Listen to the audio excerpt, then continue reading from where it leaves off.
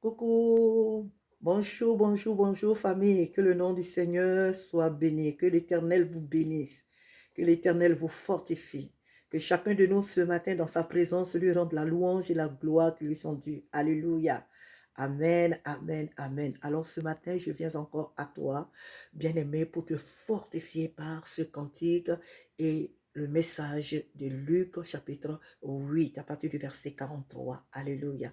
Nous allons chanter ensemble ce chant. Si tu le connais, nous le chantons ensemble. Amen.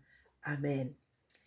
Il y a un temps pour toutes choses. Il y a des saisons. Dieu prévoit, il dispose et il a ses raisons.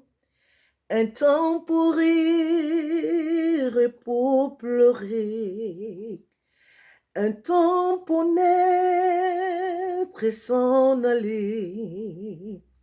Il y a un temps pour toutes choses, toutes choses. Il y a un temps pour toutes choses. Il y a des saisons, Dieu prévoit, il dispose et il a ses raisons. Un temps pour rire et pour pleurer, un temps pour naître et s'en aller. Il y a un temps de servir Dieu. C'est le moment de travailler pour lui. C'est le moment de servir Dieu. Nous le reprenons. Il y a un temps pour toutes choses. Il y a des saisons. Dieu prévoit, il dispose et il a ses raisons. Un temps pour rire et pour pleurer, un temps pour naître et s'en aller. Il y a un temps, j'ai dit encore, pour toutes choses, toutes choses. Il y a un temps pour toutes choses. Il y a des saisons. Dieu prévoit, il dispose et il a ses raisons. Un temps pour rire et pour pleurer, un temps pour naître et s'en aller. Il y a un temps pour servir Dieu. C'est le moment de travailler pour lui. C'est le moment de servir Dieu. Amen. Alors, comme je le disais dans le livre, sinon dans l'évangile de Luc, chapitre 8, la Bible nous relate une histoire. C'est vrai qu'il y a même deux histoires. Parce qu'il y a l'histoire de la fille de Jairus et il y a l'histoire de cette femme qui avait une perte de sang pendant 12 ans. La Bible nous dit que cette femme perdait le sang depuis 12 ans. Elle avait dépensé pour sa guérison tout ce qu'elle possédait, mais sa situation n'avait pas changé. Et un jour, elle a appris que Jésus passait. Jésus passait. Et cette femme a pris tout son courage en main. Et elle est allée toucher Jésus. Jésus n'était pas assis à l'ombre d'un arbre. Jésus n'était pas à un puits comme l'histoire de la femme samaritaine. Non, la Bible dit que Jésus était au milieu d'une foule. Et cette foule était à côté de Jésus et ils allaient quelque part. Et cette femme n'a pas eu peur de cette foule. Elle s'est frayé un chemin. Malgré son état difficile, elle s'est frayé un chemin. Elle s'est dit en elle, si seulement je touche. Je n'ai pas besoin de passer par ses disciples, par quelqu'un pour dire, s'il vous plaît, dites à Jésus que je suis là. Dites à Jésus de venir me toucher. Non, elle dit, moi-même, j'irai le toucher. Elle a tout fait et elle s'est frayé un chemin au milieu de la foule. Et elle est allée toucher la pente de la robe de Jésus. Et la Bible dit que aussitôt son sang s'arrêta, son mal, elle fut guérie de son sang. Et Jésus dit, qui m'a touché? Je sais que quelqu'un m'a touché. Oh, ma soeur, mon frère. Jésus dit, quelqu'un m'a touché. Cela faisait un moment que Jésus était avec cette foule. Jésus marchait avec cette foule. Cette foule touchait Jésus.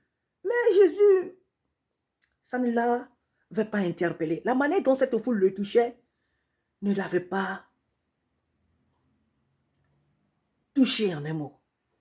Mais cette femme, la manière dont elle a touché Jésus, la foi avec laquelle elle a touché Jésus, Jésus dit, quelqu'un m'a touché. Parce qu'une force est sortie de moi. Oh, alléluia. Ses disciples lui disent, mais attends, tu vois toute cette foule qui est autour de toi, tu dis, qui m'a touché? Jésus dit, quelqu'un m'a touché. La femme de peur est venue se jeter aux pieds de Jésus. Certes, pour demander pardon, Seigneur, c'est moi. Jésus lui dit, ma fille, ta foi t'a sauvée, va. Tu es guérie, va. J'aimerais t'encourager ce matin, bien-aimé, à toucher Jésus. Aller jusqu'au bout de ta vision. Cette femme, elle avait une vision. Et dans cette vision, elle n'a pas voulu introduire qui que ce soit. Elle dit, ça va se passer entre Jésus et moi. Elle s'est levée et elle s'est frayé un chemin. La foule que nous savons tous qui est ici l'histoire, qui est ici le symbole des problèmes, des difficultés, des mauvais conseillers, des mauvaises conseillères, des mauvaises amitiés qui nous empêchent d'avancer dans notre vie. Oh oui, cette femme, elle s'est frayé un chemin parce qu'elle avait une vision. Elle ne voulait pas que quelqu'un d'autre vienne s'interférer entre Jésus et elle. Non, non, non, non, non. Elle voulait elle-même toucher Jésus. Et c'est ce qu'elle a fait. Je ne voudrais pas être longue ce matin. Je voudrais tout simplement te dire, bien-aimé, tu as une vision? Est-ce que tu as une vision? Pas la vision qu'on a de détruire l'autre, la vision qu'on a de faire taire les autres. Non, non, non, pas une vision destructive, non. Une vision positive. Est-ce que tu as une vision? Est-ce que Dieu t'a donné une vision? Fais tout pour l'atteindre. Que la foule ne t'empêche pas, bien-aimé, d'atteindre tes objectifs. Que la foule ne t'empêche pas de toucher Jésus. Notre Jésus est encore touchable. Elle n'a même pas dit, Jésus, s'il te plaît, est-ce que je peux te toucher? Non, elle est partie, elle a touché. Il veut pas, je vais le toucher. Il va me gronder, il ne va pas me gronder, il va être content ou pas. Je vais le toucher. Et elle est allée la toucher Jésus. Et une force est sortie de Jésus pour la guérir en un clin d'œil. Alléluia. Lorsqu'on a une vision, on fait tout pour l'atteindre. Quelles que soient les épreuves, les difficultés qui peuvent surgir sur le chemin, on fait tout pour atteindre cet objectif-là. Alléluia.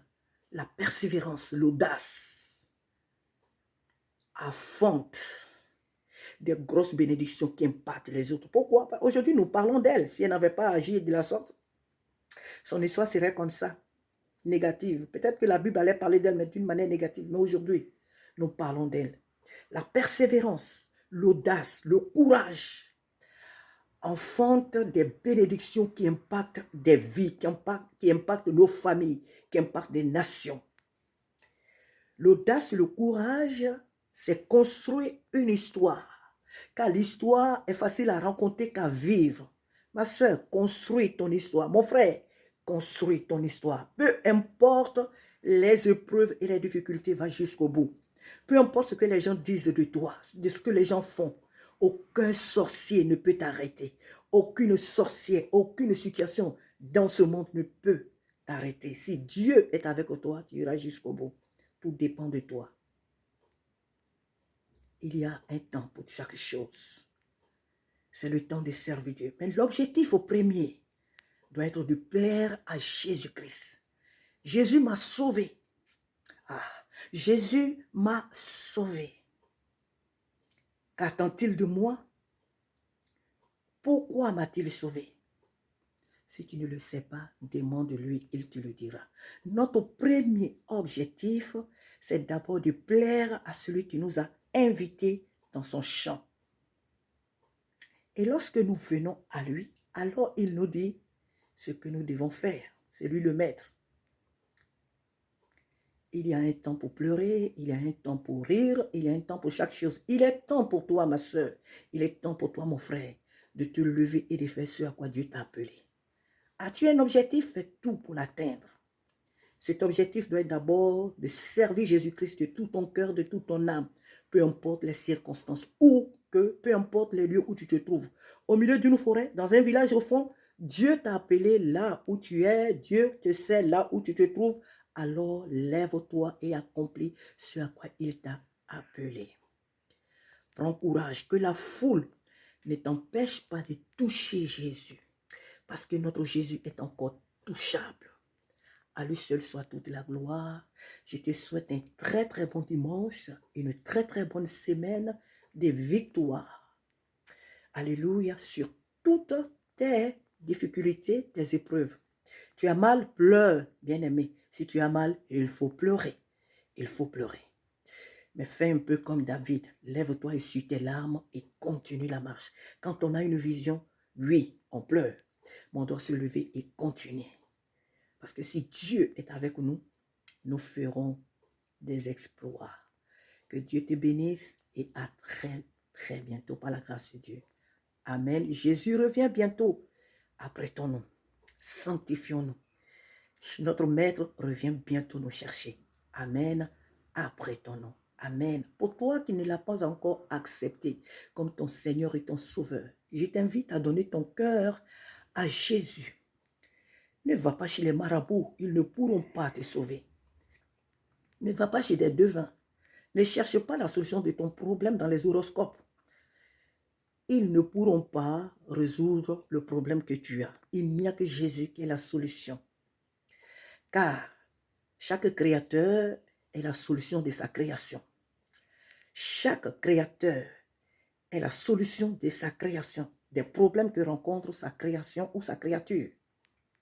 Jésus nous a créés, lui seul a la solution de nos problèmes sur cette terre.